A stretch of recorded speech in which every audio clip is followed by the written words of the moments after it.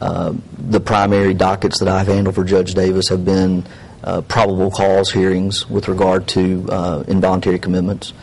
With that, I've had experience to see a lot of situations where family members become distressed and seek court intervention as to a loved one's situation. And obviously, I can't tell you that what was going on there necessarily rose to the level of needing, involuntary commitment intervention, but we certainly felt like medical attention and professional help, would be beneficial to the situation. What was his behavior at the time? Was he crying, weeping? It vacillated between, waves of just open emotion, just crying, and then would ease off over periods of minutes to just sort of a dazed, distant, quiet, and then over a brief period of minutes, then it would devolve again into uncontrolled sobbing and emotion over whatever was going on. I have no real understanding as to what the thought process there was or what may have been bringing on the waves of emotion. I can just tell you that that's what we were observing as part of what was going on, and with each incident, us arriving seemed to trigger that. His wife arriving at the home seemed to trigger that. How did she react to all of this? I can tell you that she was reacting consistent with someone that you knew was going through a range of emotions under an extremely stressful situation, trying to keep control over a situation that was obviously spinning somewhat out of control for her son, and it was extremely upsetting to see someone having to deal with that. And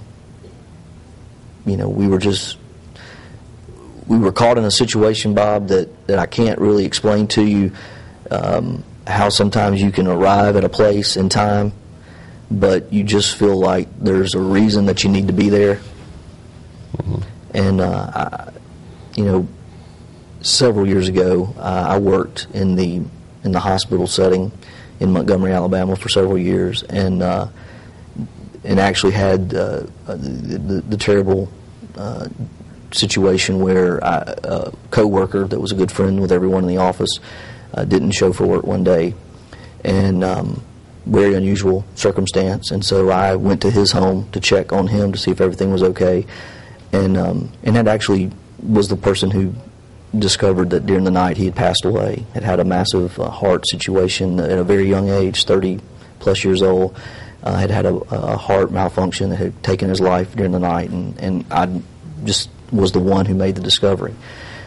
And I can just tell you, remembering that feeling of approaching that house and dealing with that situation and the aftermath of it, I can tell you that there were just eerie similarities with my feeling of anxiety and dread, and even being there, knowing that at least immediately everything was okay. The idea that this may not be over, there may be consequences that we're trying to prevent. It kind of overwhelms everything else you're thinking about at that point. And I can tell you that you stop thinking about superficial issues at that moment. It's really about the people that are involved. It's about a young man who's 13 years old that you've known since he was playing t-ball. You've seen him around. My partner coached Christopher at Municipal Park when he was 6. You just start to think about the impact this is all having on him and his mother, and then the family that you're thinking about in Baldwin County, that they're trying to come to grips with a terrible tragedy, and the whole thing just becomes a bit overwhelming, even for those who are seeing it from the outside and just trying to find a way to help.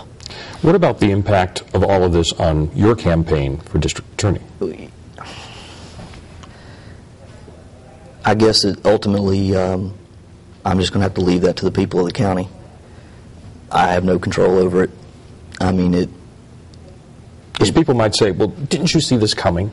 I absolutely did not.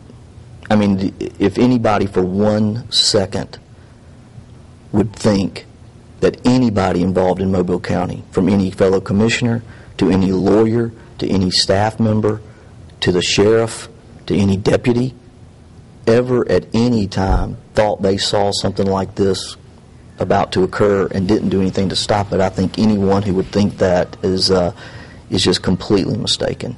You don't deal with people in the professional realm and think that you will ever be put in a position where you're going to try to stop a tragedy. And if you did, you would take whatever actions you would think necessary. But nobody that I know who on a daily basis provided any service to Mobile County ever discussed with me the fact that something like this could actually happen. Did you know that he lost his truck for 6 days during Mardi Gras? Until the information from the court record came out last week or earlier this week, I had never heard that story before. I had never heard anyone with the county discussing that had happened. I had never certainly heard him discuss that it had happened, and had never heard anyone in law enforcement discuss that it had happened. It was as news to me when it was reported as it was to everyone else in the county. And again, I mean, all of these things in totality certainly carry some ominous picture, but over a period of years, you're dealing with things